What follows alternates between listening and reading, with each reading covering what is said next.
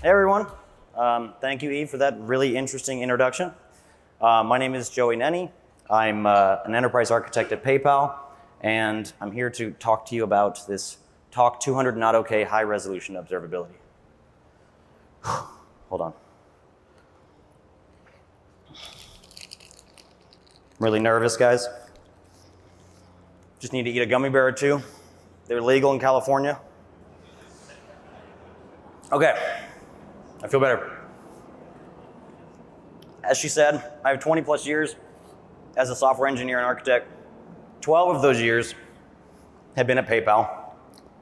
I became a new dad this year, and I found some similarities. Thank you.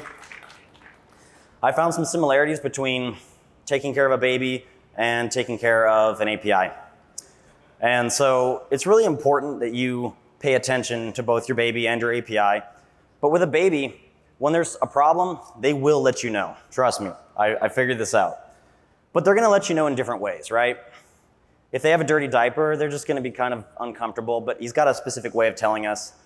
Versus if he's teething and is in pain, it's a lot more vocal, right? And you wanna address that pretty urgently. Just like the baby, your API should do the same thing. It should tell you when there's an issue and how bad the issue is so that you can go and address the issue. The issue might be causing brand damage or loss of revenue or just unhappy customers, right? So this is called observability, right? We want to be able to observe things. What is observability? I pulled this definition from Wikipedia. That's actually a pretty good definition. It says, in distributed systems, observability is the ability to collect data about programs' execution, modules' internal states, and the communication among components. The key here is collect data. You need to be able to collect data to understand what's going on. Another way that you can look at observability is these 3 pillars that people talk about, right? Sometimes 4 or 5, but usually 3 pillars of observability. And I put them in this order for a reason, which I'll go into, but the pillars are metrics, traces, and logs. So this first pillar, metrics. This definition came from an O'Reilly book that I like, Observability of Distributed Systems. It says that metrics are a numeric representation of data measured over intervals of time. That might look something like this. You've got an APM, you've got a dashboard for error rates, right? The number of errors, that's your numeric value, and you're reporting it over time, and you're able to see like a spike in errors, and you can set an alert threshold on those error rates, right? So you can say, hey, if it's this bad, I need to get a pager duty call, and then I can go address it, right? So that's metric. This is knowing when you have an issue. This is detecting an issue. This is the entry point to the life cycle of an issue. That's why I put it first. If you know when you have an issue, you can quickly react and you can solve that issue and mitigate that loss of revenue, brand damage, unhappy customers, whatever it is, right? Okay. So now that you know when there's an issue, traces comes into play, right? So a trace is a representation of a series of causally related distributed events that encode the end-to-end request flow through a distributed system. That might look something like this Gantt chart in your APM. These spans represent time spent in a different system or process during the request lifecycle, right? And they can have different information on them. As you can see here at the end, you have service E is red. This is denoting that there was an error in service E. So you figured out when there was an error with your metrics. You figured out where the error was with this traces. But we're not done yet, right? That's where logs comes in. Logs is an event log is an immutable timestamped record of discrete events that happened over time. I think we all know what log files look like. Something like this. So I knew that there was an error. I knew where the error was. I jumped onto that system. I looked at the logs, and lo and behold, I have unable to fetch bank accounts. That was the problem, right? So now I'm able to go fix the issue. So this is observability at a very, very high level. I don't have enough time or gummy bears to go over all of these pillars. So I'm going to focus on the first one, right? The entry point to the lifecycle of an issue, metrics. So what are the metrics that we care about, right? I showed error rate on there. This is the one I want to focus on. knowing when there's a problem with your API. Today, or we'll say pre-GraphQL, the way that you did that was normally with HTTP status codes, right? So HTTP status codes are just these numeric values that represent some status of an HTTP response. You can use these to figure out what's going on with an API. But before we get there, I want to play a little game, if that's okay with you guys. I'm going to show a status code on the screen, and I just want you guys to yell it out. I want to test your knowledge. So this is for all the status code junkies out here. Okay, I'm going to start out with an easy one. Oh, I was going to say audience participation not found, but you ruined my joke, so I don't know who did that. Have some gummy bears. That was like everybody. There we go. There's more, guys. Fiends, not found. Okay, so what about 302? Louder. I'm sorry, anyone? Redirect? Okay, good enough. It's actually found, right? Used for redirects. So I think this guy wants a gummy bear. Okay. Just chill out. You don't have to eat it right now. Okay, 422.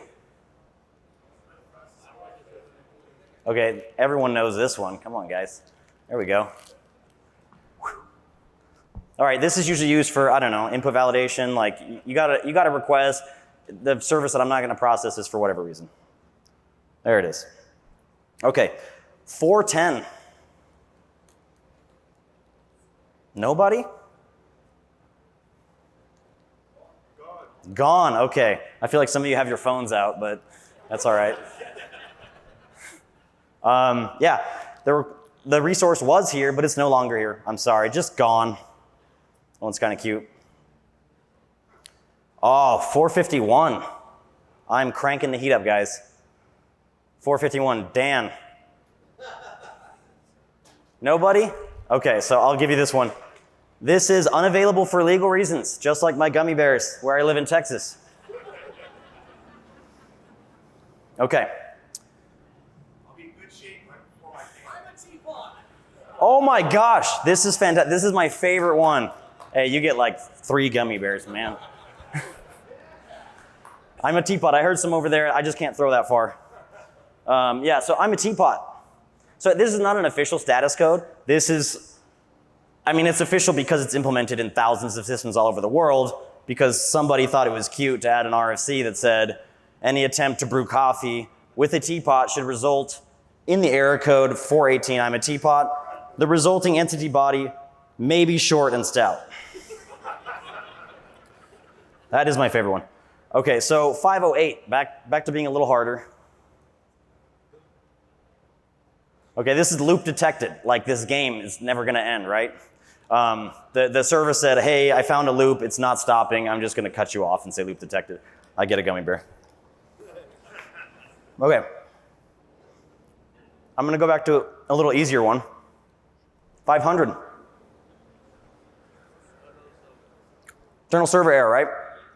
This is an important one. The server's broken. We need to know about this. We could not handle this request. There's an issue there, right? And likewise, 200, what's a 200? Okay, it's the opposite. Everything is fine. Nothing to see here, right? Or is it? What about a 200 not okay? So that's not an official status code, but I think anyone who's used GraphQL probably knows what I'm talking about. For those of you that don't know what I'm talking about, maybe you're new to GraphQL, 200 not okay means, I don't know. Maybe it's not okay, maybe it is.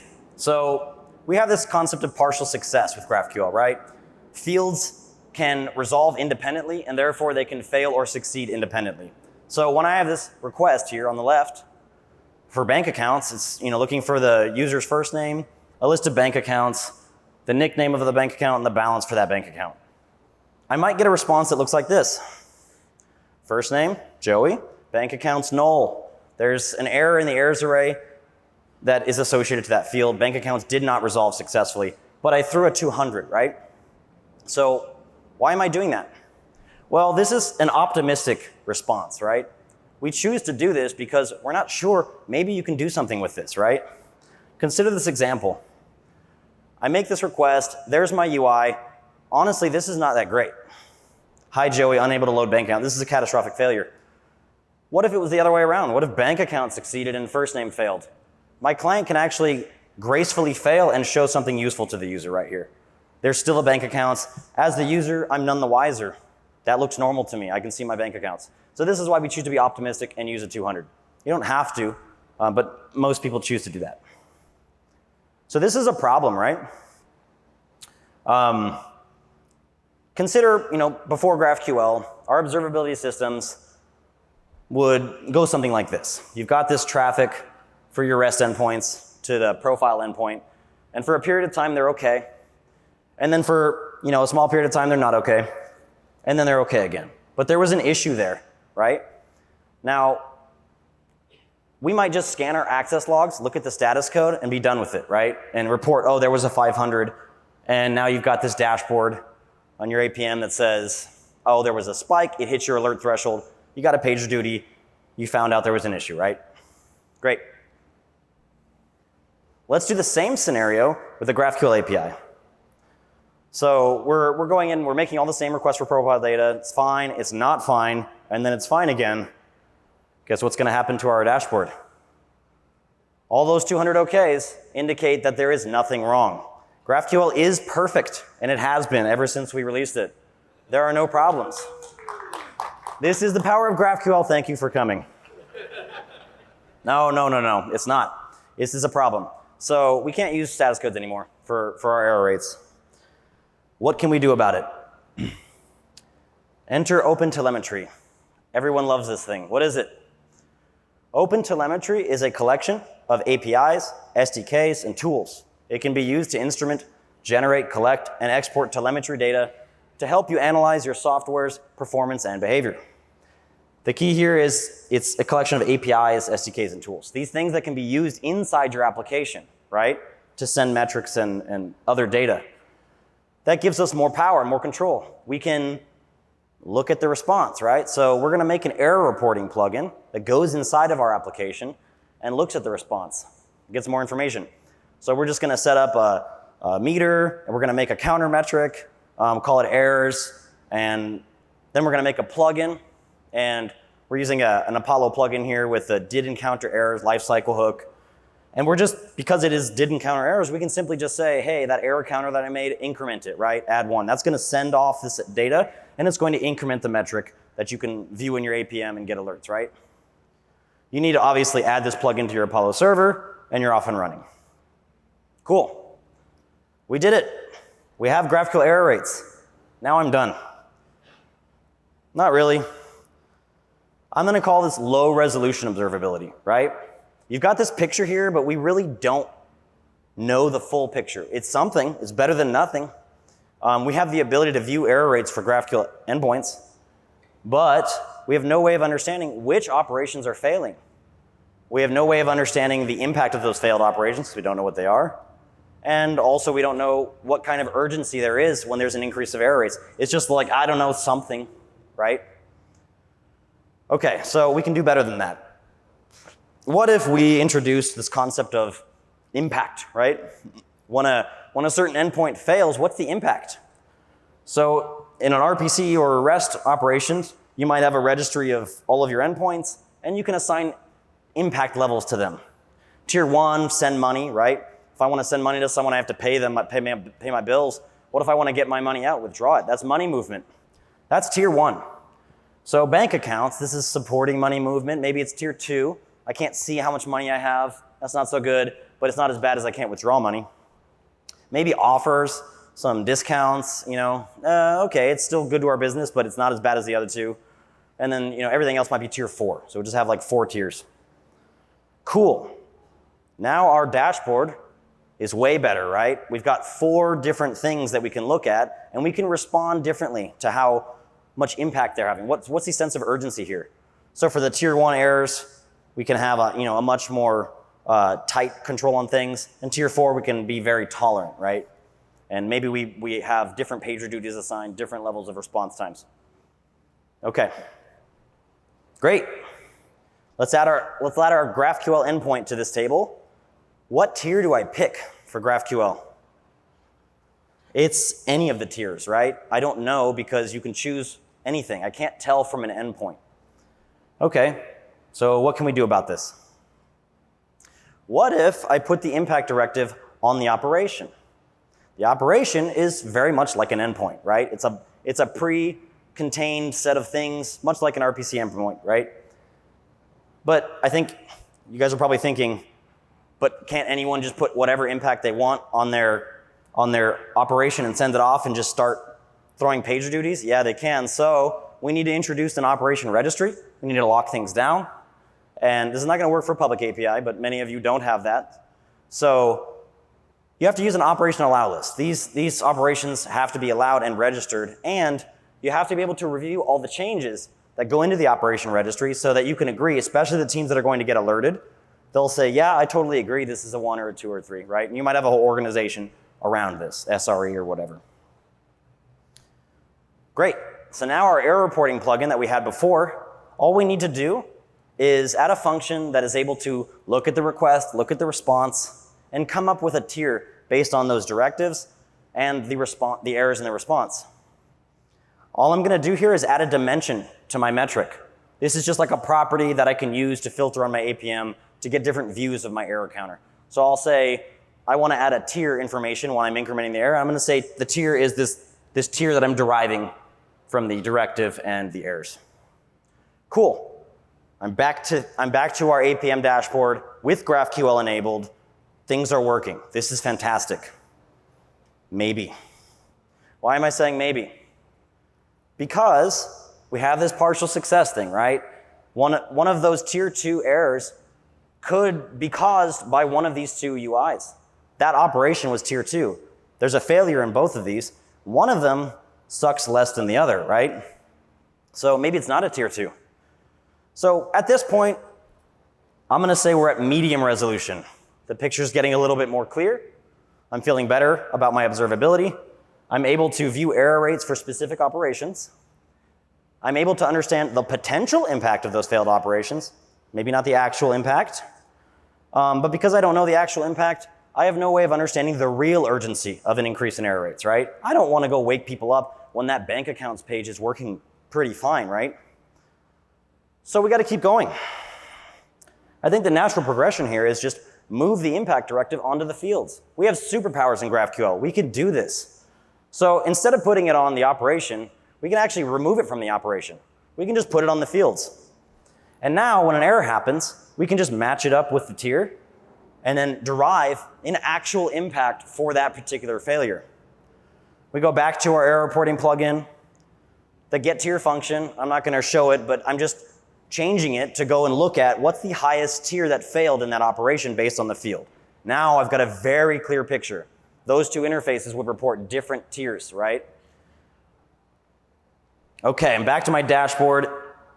It looks the same, but it's more accurate now, right? This, guys, is high resolution observability, right? You've got this beautiful picture that you can see very clearly with lots of data. You're able to view error rates for specific operations. You're able to understand the actual impact of the failed operations. You're able to understand the urgency of the increase in error rates, and therefore you're able to respond accordingly when you have an increase in those error rates, right? So I ask you, which of these 2 pictures do you want hanging up in your bathroom? No, I prefer the right. It's up to you guys. I'm just giving you the tools to choose, right? So now you've got more tools. And, I mentioned medium resolution as feature parity with REST. Well, oftentimes when you introduce GraphQL at your company, you'll get a lot of pushback for the things that GraphQL is not good at. Observability is commonly mentioned. Well, REST does this better, right? Well, even at medium, we're doing better than REST, right? We're doing all the same things. But when there is a failure, you might get a good user interface out of it, right? It'll show tier 2 at the medium level, but you'll still get a UI out of it. So even at the medium level, you are feature parity and better than REST. But I'm not here to empower you to just be feature parity of the rest. That's why I went the full distance, showed you guys how to get high resolution observability so that you can go back to your company and say, oh, observability, actually, GraphQL can do way better, right? So take it or leave it. That's what I've got for you guys today. I appreciate you all for coming. There's some references here. I'm going to put up this feedback slide. If you enjoyed the gummy bears or had a terrible reaction to them, you can tell me here. I'll leave this up for a second. Does anybody want a gummy bear? No? Okay. Hey, you, look at you, man. I can tell by your hair. Sorry for the fuzz, it's in a fanny pack. Okay, that's it. If you guys have any questions, you can contact me at Joey Nenni on X, formerly known as Twitter, or find me at Summit. Just introduce yourself. I'd love to have a chat. Thank you, guys.